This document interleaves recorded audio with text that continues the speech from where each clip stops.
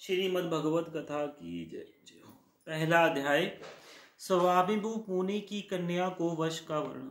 श्री मैत्र जी कहते हैं, विदुर जी, स्वामिभू मुनि के महारानी सत्यरूपा से प्रिय व्रत और उत्तान पद इन दो पुत्रों के सिवा 3 कन्या भी हुई थी। वे आकृत, देवहूति और प्रसूति नाम से विख्यात थी। अकुति का यद्यपि उसके भाई थे तो भी महारानी शतरूप की अनुमति से उन्होंने रुचि प्रजापतियों के साथ पुत्र का धर्म के अनुसार विवाह किया। प्रजापति रुचि भगवान के अन्य चिंत के कारण ब्रह्मा तेज से संबद्ध थे।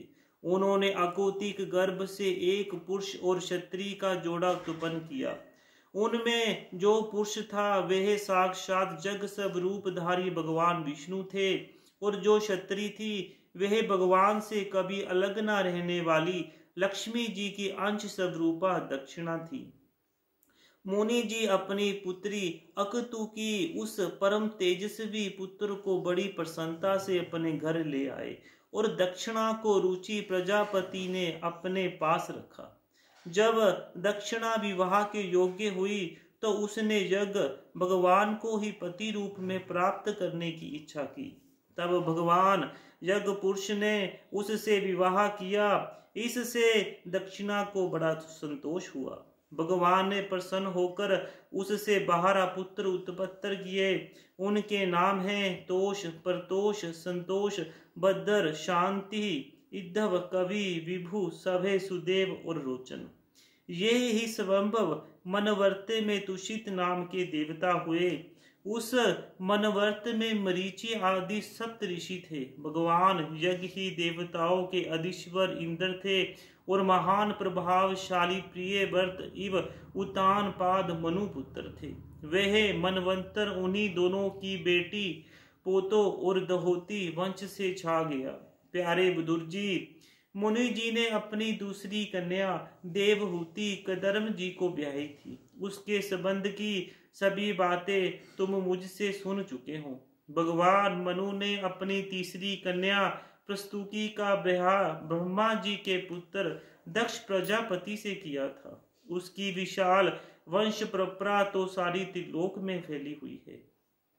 मैं कदर्म जी की 9 कन्याओं का जो 9 ब्रह्मा ऋषि से ब्याही गई थी पहले ही वर्ण कर चुका हूँ। अब उनकी वंश परंपरा वर्ण करता हूँ, सुनो। मरीचि ऋषि की पत्नी कदर्म जी की बेटी कलशा से कश्यप और पूर्णा नाम के 2 पुत्र हुए, जिनके वंश से यह सारा जगत भरा हुआ है।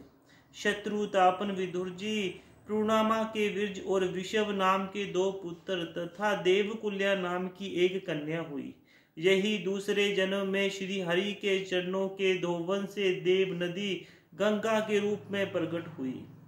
अंतरी की पत्नी अनसुआ से दुर्वशा और चंद्रमा नाम के 3 परम यशस्वी पुत्र हुए। ये भगवान विष्णु, शंकर और ब्रह्मा के अंश से उत्पन्न हुए थे। विदुर जी ने कहा, गुरु जी, कृपया यह बतलाइए कि जगत की उत्पत्ति, स्थिति और अंत करने वाले इन सर्वश्रेष्ठ देवों ने अन्य मुनिया के यहाँ क्या करने की इच्छा से अवतार लिया था। श्री मैत्र जी ने कहा, जब ब्रह्मा जी ने ब्रह्म ज्ञानियों में श्रेष्ठ महर्षि अन्य को श्रेष्ठ रचने के लिए आज्ञा दी, तब वह अपनी सहधर्मिणियों के सहित तप करने के लिए कल्प पर्वत पर गए। वहां पलाश और अशोक के वृक्षों का एक विशाल वन था। उसके सभी वृक्ष फूलों के लदे हुए थे तथा उसमें सब और निर्वधा नदी के जल की कल कल ध्वनि गूंजती रहती थी। उस वन में वे मुनि श्रेष्ठ प्राणायाम के द्वारा चित्त को वश में करके 100 वर्ष तक केवल वायु पीकर सर्दी गर्मी आदि कुछ भी परवाह न कर एक ही पैर से खड़े रहे। उस समय वे मन ही मन यही प्रार्थना करते थे कि जो कोई संपूर्ण जगत के ईश्वर हैं, मैं उनकी शरण में हूँ, वे मुझे अपने ही समान संतान प्रदान करें। तब यह देखकर कि प्रयाम रूप ईंधन से प्रज्वलित हुआ अन्य मुनि का तेज उनके मस्तक से निकलकर तीनों लोकों को तपा रहा है। ब्रह्मा, विष्णु और महादेव तीनों जगतपति उनके आश्रम पर आए। उस समय अप्सरा, मुनि, गंधर्व, सिद्ध और नाग उनका सुयस गा रहे थे। उन तीनों का एक ही साथ पर्द रूप होने से कारण प्रकाशित हुए उठा। उन्होंने एक पैर से खड़े खड़े ही उन देव देवी को देखा और फिर पृथ्वी पर दंड के समान लौटकर उनको प्रणाम किया। अयंत्यन अधर्ष पुष्पादि पूजनीय की सामग्री हाथ में ले उनकी पूजा की। वे तीनों अपने अपने वाहन हंस, गरुड़ और बेल पर चढ़े हुए तथा अपने कमंडल, चक्र, त्रिशूल चिन्हों से सुशोभित थे। उनकी आंखों से कृपा की वर्षा हो रही थी। उनके मुख पर मंद मुस्कान थी जिससे उनकी प्रसन्नता जल रही थी। उनके तेज से चौधिया यादक मुनिवर ने अपनी आंखें मूंद ली। वे चित्त को उन्हीं को और लगाकर हाथ जोड़कर अति मधुर और सुंदर भावपूर्ण वचनों में लोक में सबसे बड़े उन तीनों देवों की स्तुति करने लगे।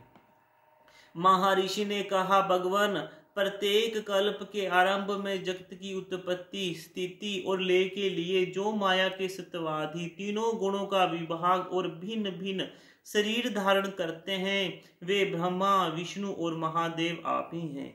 मैं आपके चरणों में प्रणाम करता हूँ। कहिए, मैंने जिनको बुलाया था, आप में से वे कौन महानुभाव हैं? क्योंकि मैंने तो संतान प्राप्ति की इच्छा से केवल एक सुरेश भगवान का ही चिंतन किया था। फिर आप तीनों ने जहां पधारने की कृपा कैसे की?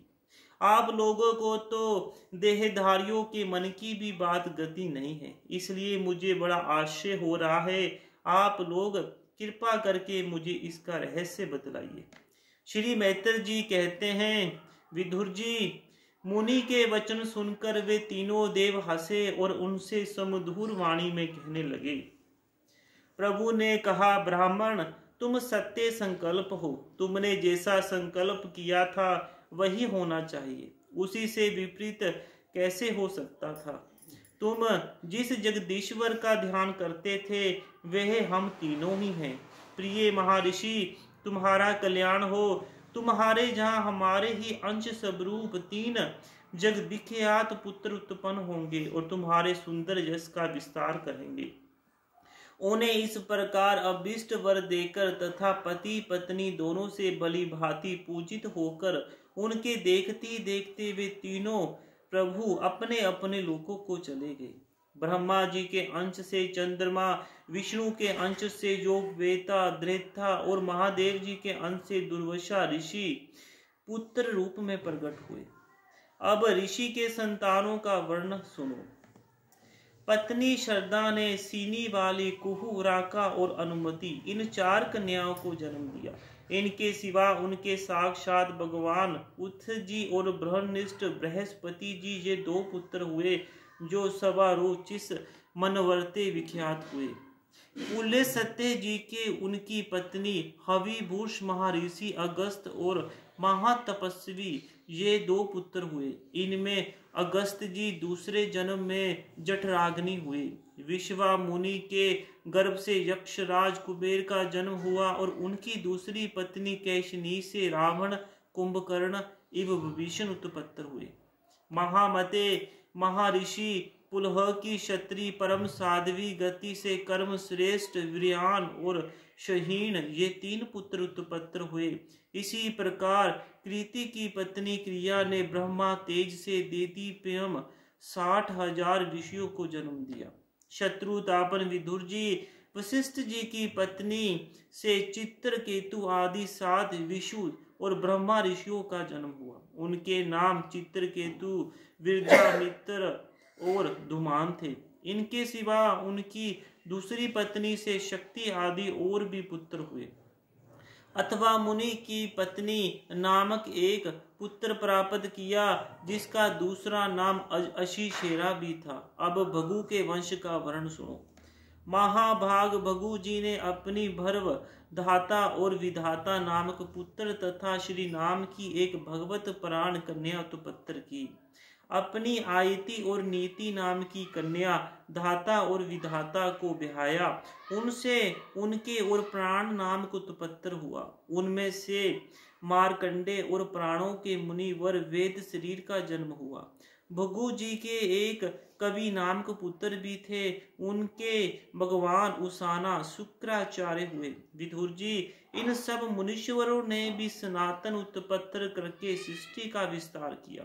इस प्रकार मैंने तुम्हें यह कदर्म जी के देही उत्तरी संतान का वर्ण सुनाया है। जो पुरुष इसे श्रद्धापूर्वक सुनता है उसके पापों का यह तत्काल नष्ट कर देता है। ब्रह्मा जी के पुत्र दक्ष प्रजापति ने मुनिनद प्रस्तुति से विवाह किया। उससे उन्होंने सुंदर नेत्रों वाली 16 कन्या उत्पन्न की। भगवान दक्ष ने उनमें से 13 धर्म की, एक अग्नि को, एक संसत पितृगणों को और एक संसार का संहार करने वाली तथा जन्म मृत्यु से छुड़ाने वाली भगवान शंकर को दी। श्रद्धा, मैत्री, दया, शांति, दृष्टि, पुष्टि, किया, उन्नति, मेधा, तिक्षी ही और मूर्ति ये धर्म की पत्नियां हैं। इनमें से श्रद्धा ने शुभ, मैत्री ने प्रसाद, दया ने अभय, शांति ने सुख, दृष्टि ने मोद और पुष्टि ने अहंकार को जन्म दिया। किराओं ने योग और मेधा ने स्मृति, तिक्षा ने क्षेम ही और लज्जा ने प्रश्न, विनय नाम को पुत्र उत्पन्न किया। समसत गुणों की खान मूर्ति देव ने नर नारायण ऋषि को जन्म दिया। इनका जन्म होने पर इस संपूर्ण विश्व ने आनंदित होकर प्रसन्नता प्रकट की। उस समय लोगों के मन, दिशाएं, वायु, नदी और पर्वत सभी में प्रसन्नता छा गई। आकाश में मंगलिक बाजे बजने लगे। देवता लोग फूलों की वर्षा करने लगे। मुनि प्रसन्न होकर स्तुति करने लगे। गंधर्व और किन्नर गाने गाने लगे। अप्सराएं नाचे नचने लगी। इस प्रकार उस समय बड़ा ही आनंद मंगल हुआ तथा ब्रह्मादि समस्त देवता भगवान की स्तुति करने लगे। देवताओं ने कहा, जिस प्रकार आकाश में तरह तरह के रूपों की कल्पना कर ली जाती है, उसी प्रकार जिन्होंने अपनी माया के द्वारा अपने ही स्वरूप के अंदर इस संसार की रचना की है और अपने उस स्वरूप को प्रकाशित करने के लिए इस समय इस ऋषि विग्रह के साथ धर्म के घर में अपने आप को प्रकट किया है, उन परम पुरुष को हमारा नमस्कार है। जिनके तत्व का शास्त्रों के आधार पर हम लोग केवल अनुमान ही करते हैं, प्रत्यक्ष नहीं कर पाते, उन्हीं भगवान ने देवताओं को संसार की मर्यादा में किसी प्रकार की गड़बड़ी ना हो इसलिए सत्व गुण से उत्पन्न किया है। अब वे अपने करुणामय नेत्रों से जो समसत शोभा और सौंदर्य के निवास स्थान निर्मल दिव्य कमल को भी नीचा दिखाने वाले हैं, हमारी और निहारे प्यारे विदुर जी। प्रभु का साक्षात दर्शन पाकर देवताओं ने उनकी इस प्रकार स्तुति और पूजा की। तदनंतर भगवान नर नारायण दोनों पर्वत पर चले गए। भगवान श्री हरि के अंशभूत वे नर नारायण ही इस समय पृथ्वी का भार उतारने के लिए यदु कुलभूषण श्री कृष्ण और उनके श्री के श्याम वर्ण कुरुकुलता तिलक अर्जुन के रूप में अवतरण हुए हैं।